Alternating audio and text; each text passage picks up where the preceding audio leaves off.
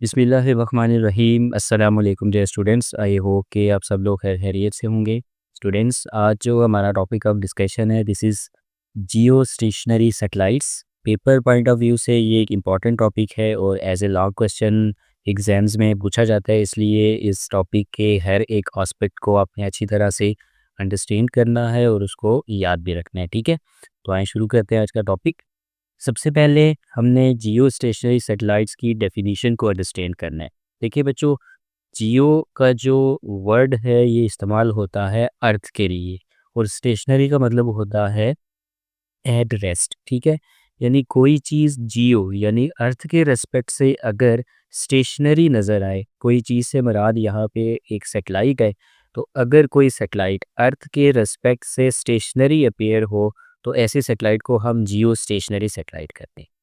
अब ये डेफिनेशन इतनी सिंपल नहीं है जितनी मैंने आपको बता दी है, ये मैंने आपको इस लफ्ज़ का मतलब समझाया है। ठीक है, अब मैं आपको बात समझाता हूँ इसकी डेफिनेशन में जो बात लिखी हुई है, अब उसको ज़रा अच्छी तरह से अंडरस्टैंड करें। देखिए, अब अर्थ के पास कितने टाइप्स की मोशन है अपनी, ऐसे तो उसके पास डिफरेंट टाइप की मोशन है, लेकिन प्रोमिनेंटली हम कहते हैं कि अर्थ अपने ही एक्सिस के गिर्द भी घूम रही है और सूरज के गिर्द भी चक्कर लगा रही है। ऐसा ही है, जो वो अपने एक्सिस के गिर्द घूमती है तो उसको हम स्पिन मोशन कहते हैं, और वो जो सूरज के गिर्द चक्कर लगा रही है उसको हम ऑर्बिटल मोशन कहते हैं। अभी आपने जो चीज़ अपने माइंड में रखनी है वो अर्थ की स्पिन मोशन को अपने जहन में रखना है। ओके, अब अर्थ की जो स्पिन मोशन है, तो अर्थ अपने ही एक्सिस के गिर्द कितने टाइम में एक चक्कर मुकम्मल करती है? आप कहेंगे 24 आवर्स में। बिल्कुल ठीक बात है।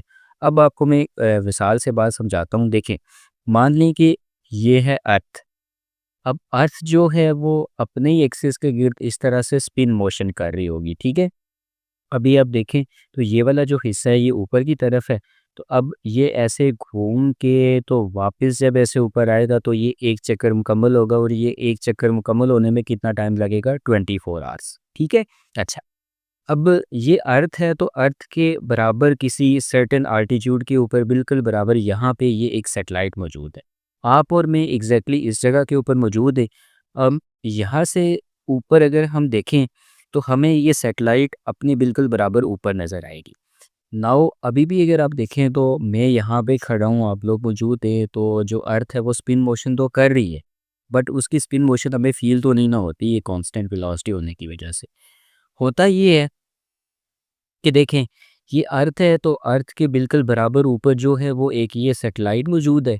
सही है, अब अर्थ जो है वो स्पिन मोशन करते हुए ऐसे घूम रही है, तो ये सैटेलाइट भी इसके साथ साथ बिल्कुल बराबर ऐसे घूम रही है।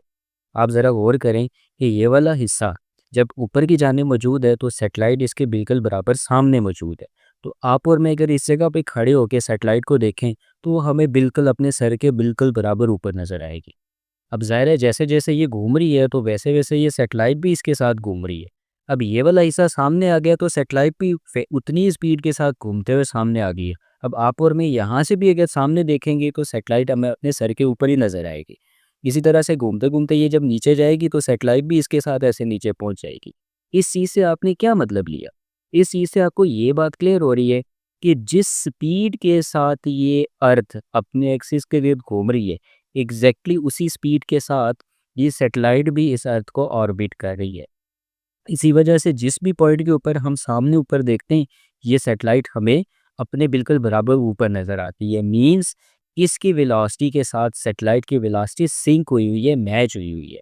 तो ऐसी सैटेलाइट जिसकी वेलोसिटी अर्थ की इस जो स्पिन करने की वेलोसिटी है उसके साथ सिंक हुई हुई हो, तो ऐसी सैटेलाइट्स को हम जियो सिंक्रोनस सैटेलाइट्स कहते हैं। या चूंकि ये यहाँ से देखने पे भी सर पे ही नज़र आएगी, इधर देखने में भी सर पे ही नज़र आएगी, इधर देखने में भी सर पे ही नज़र आएगी, तो लगेगा ऐसे कि ये स्टेशनरी एक जगह के ऊपर रुके हुए हमें हमेशा ये सर के बराबर ही नज़र आ रही है।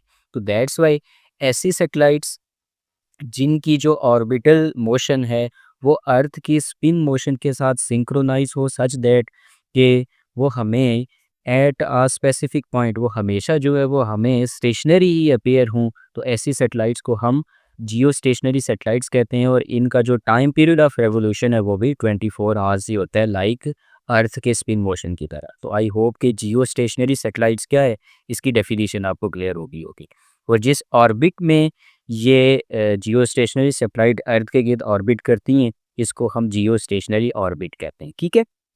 अच्छा, इसको मैं साइड पे कर देता हूँ। अब definition, at a certain distance from the center of Earth, a satellite would take exactly 24 hours to circle the Earth. Such satellite would remain stationary above the same point on the Earth. These satellites are called geostationary satellites or geosynchronous satellites.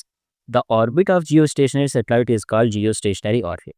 Hope so कि यहाँ तक की बात आप लोगों को clear होगी। अब इस आर्टिकल में फर्दर प्रोसीड करने से पहले आपको मैं एक चीज़ रिकॉल करवाता चलूँ कि इससे जो हमने प्रीवियस लेक्चर डिस्कस किया था ऑर्बिटल वेलोसिटी वाला, उसके लास्ट में ये इक्वेशन हमने बनाई थी जिसके 3 मैसेजेस थे और लास्ट मैसेज मैंने आपको बताया था कि अगर आप ये देखें तो ये आर जो है ये अर्थ के सेंटर से सैटेलाइट का डिस्टेंस रिप्रेजेंट करता है। जितना ये आर बढ़ेगा उतनी ऑर्बिटल स्पीड कम होगी और जितना ये आर कम होगा उतनी ऑर्बिटल स्पीड आपके पास इंक्रीज होगी, विच मीन्स कि जो ऑर्बिटल स्पीड है ये आर से रिलेट कर रही है। तो हम आर को वेरी करके ऑर्बिटल स्पीड को चेंज कर सकते हैं, ऐसा ही है। तो अगर हम आर को इस तरह से एडजस्ट कर लें, क्योंकि अब हमने क्या करना है, हमने इस सैटेलाइट को किस कैटेगरी में लेके जाना है, जियो स्टेशनरी सैटेलाइट में। अब जियो स्टेशनरी सैटेलाइट में लेके जाने के लिए हमने क्या करना पड़ेगा, उस सैटेलाइट की इस ऑर्बिटल स्पीड को सिंक करना पड़ेगा किसके साथ, जो अर्थ की स्पिन मोशन है या जो स्पिन करने की स्पीड है उसके साथ सिंक करना पड़ेगा। उसके लिए फिर हमारे पास ऑप्शन ये है कि हम आर की वैल्यू को एडजस्ट करें सो दैट कि हम उसकी ऑर्बिटल स्पीड को एडजस्ट कर सकें। तो अल्टीमेटली फिर हमने ये करना है कि एक ऐसा रिलेशन फाइंड आउट करना है आर के लिए जो हमें ये बता सके कि ज़मीन से कितना अबव लेके जाएंगे, ज़मीन के सेंटर से कितना दूर लेके जाएं किसी सेटेलाइट को, तो वो जियो स्टेशनरी सेटेलाइट बनेगी, यानी उसकी मोशन अर्थ की स्पिन मोशन के साथ सिंक हो जाएगी। तो हमने आर के लिए एक रिलेशन फाइंड आउट करना है, फिर उस आर के रिलेशन से हम वो आर की वैल्यू फाइंड आउट करेंगे कि ज़मीन से एग्जैक्टली कितना आपने ऊपर जाना है, तो वो भी फाइंड करनी है। और साथ में फिर हमने उस फासले के ऊपर लेके जाके सैटेलाइट को कितनी ऑर्बिटल स्पीड से लॉन्च करना है ये भी हमने फाइंड करना है। तो बेसिकली इसके बाद फिर 2 बातें रह जाती हैं, ठीक है। अब इसके लिए आर के लिए रिलेशन फाइंड आउट करने के लिए relation for Jio stationery orbit consider करें कि मेरे पास एक सैटेलाइट है जिसका मैस है m, ये रिवॉल्व कर रही है जियो स्टेशनरी ऑर्बिट में with a velocity v naught orbital velocity के साथ from the earth of mass M E. Let कर लेते हैं कि आर जो है ये डिस्टेंस है between the centre of earth and centre of satellite. The orbital velocity of satellite is given as, ये आप लोग जानते हैं, ठीक है। अच्छा, यहाँ से आगे चलते हैं। अब यहाँ तक की बात क्लियर हो गई है, आगे चलते हैं। अब चूंकि ये जो सैटेलाइट है अगर आप देखें तो ज़ाहिर है ये अर्थ के गिर्द एक सर्कुलर पाथ में ऑर्बिटल वेलोसिटी के साथ जो है वो सर्कुलर पाथ में रिवॉल्व करेगी ना, तो टोटल कितना फासला कवर करेगी इस पॉइंट से घूम के वापस पूरा एक चक्कर मुकम्मल होने में, सर्कमफेरेंस ऑफ सर्कल जितना, और जितना ये फासला कवर करने में टाइम लगाएगी उसको हम टाइम पीरियड कहते हैं। तो अगर आप वेलोसिटी की डेफिनेशन देखें तो क्या होता है, distance divided by time. Distance letter से एस ओवर डी, कितना एस कितना कवर हो रहा है, सर्कमफेरेंस ऑफ सर्कल जितना, वो कितना होता है 2πr। तो जो टाइम पीरियड लग रहा है यानी पूरा चक्कर मुकम्मल करने के लिए जो टाइम रिक्वायर्ड है वो कितना है जी, टी इज इक्वल्स टू, इसको हम टी को हम कैपिटल टी से रिप्लेस कर लेते हैं यानी टाइम पीरियड के परस्पेक्टिव से। यहाँ पे एमसीक्यूज के परस्पेक्टिव से मैं आपसे एक बात पूछना चाहूँगा कि कैपिटल टी कितना होगा। ज़रा वीडियो पॉज करके इस क्वेश्चन का आंसर करने की कोशिश करें ना। आई होप कि आपने ठीक गेस किया होगा कि ज़रा पूरा चक्कर मुकम्मल करने से मुराद ये है कि इसने पूरा चक्कर मुकम्मल किया है यानी अर्थ ने अपनी एक स्पिन कंप्लीट की। तो अर्थ ने अगर पूरी स्पिन कंप्लीट की 24 आवर्स में, तो इसका टाइम पीरियड कैपिटल टी भी कितना होना चाहिए, 24 आवर्स होना चाहिए। समझ आ गई है बात? ओके, अच्छा जी।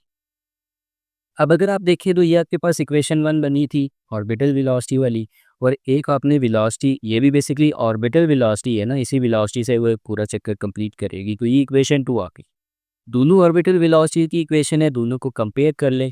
2πr/t is equal to square root G M E upon are.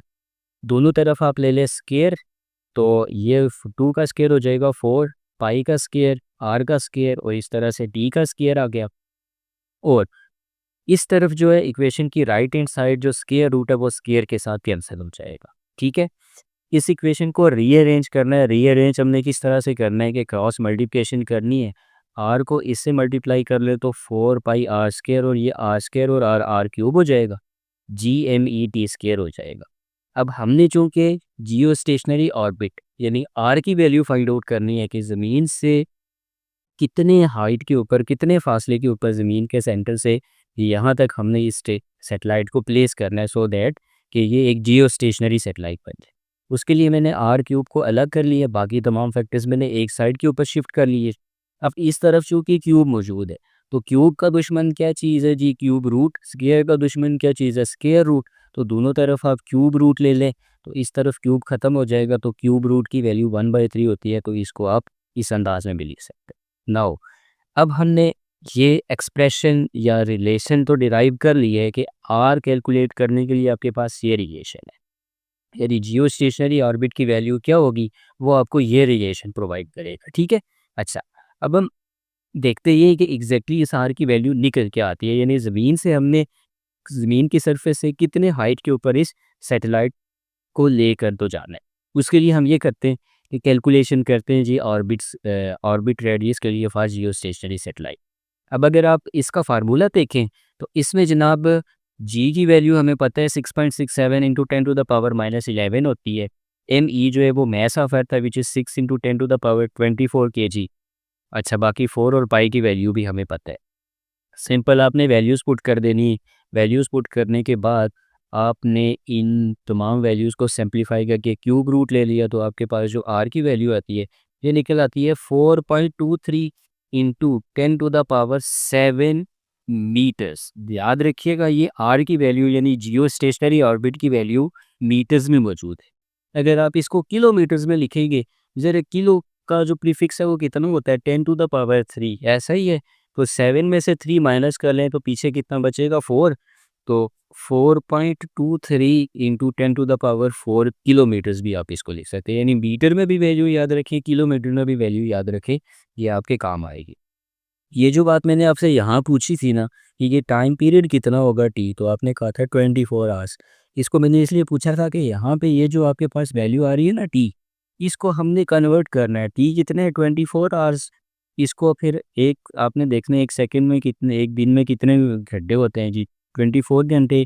तो एक घंटे में 60 मिनट और एक मिनट में 60 सेकंड, और 24 मल्टीप्लाई बाय 60 करके आपने 24 आवर्स को सेकंड्स में कन्वर्ट कर लेना है। ठीक है। तो यहाँ से हमारे पास ये जियो स्टेशनरी ऑर्बिट की ये रिलेशन आ गया, और कितने फासले के ऊपर हम किसी सैटेलाइट को जाके लॉन्च करेंगे तो वो एक जियो स्टेशनरी सैटेलाइट बनेगी। वो फासला है आर इज इक्वल टू ज़मीन की सरफेस से 4.23 इंटू 10⁻7 मीटर्स या 4.23 इंटू 10⁻4 किलोमीटर्स। ठीक है, which is the geostationary orbit as measured from the centre of earth. यहाँ तक बात भी क्लियर हो गई है। ओके, फिर डन करें इसको।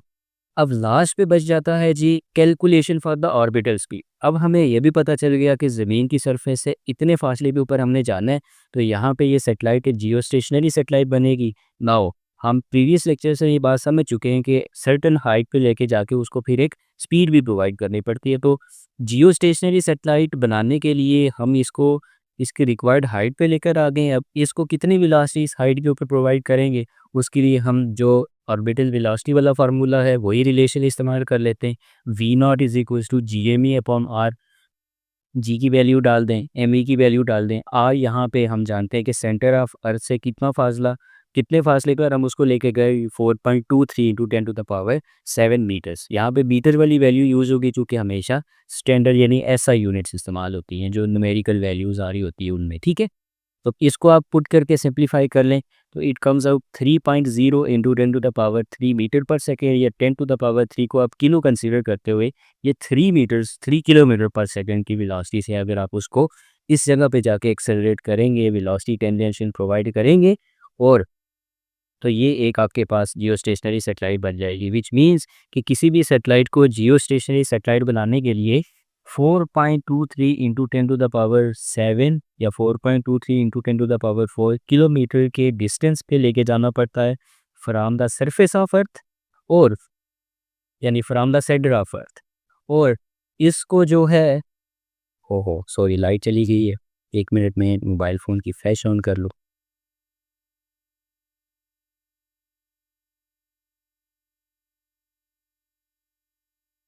यस, तो इसको फिर उस फासले के ऊपर लेके जाके कितनी वेलोसिटी प्रोवाइड करनी पड़ती है, 3 इंटू 10⁻7 10⁻3 मीटर पर सेकेंड या 3 इंटू 10⁻7 किलोमीटर पर सेकेंड। तो होप सो ये सारी बातें आप लोगों को क्लियर होंगी। अगर किसी किस्म का कोई कन्फ्यूजन है तो आप लोग कमेंट सेक्शन में ज़रूर पूछ सकते हैं। ये जो याद रखिएगा, मैं अगेन बताता चलूँ कि ये लॉन्ग क्वेश्चन में आने वाला सवाल है, तो इसको अच्छी तरह से आप लोगों ने प्रिपेयर करना है। आप लोगों से फिर इस चैप्टर के लास्ट टॉपिक में मुलाकात होती है, which is I think gravitation potential. तो उसमें मिलते हैं फिर, तब तक के लिए अपना ख्याल रखिएगा। अल्लाह हाफिज़।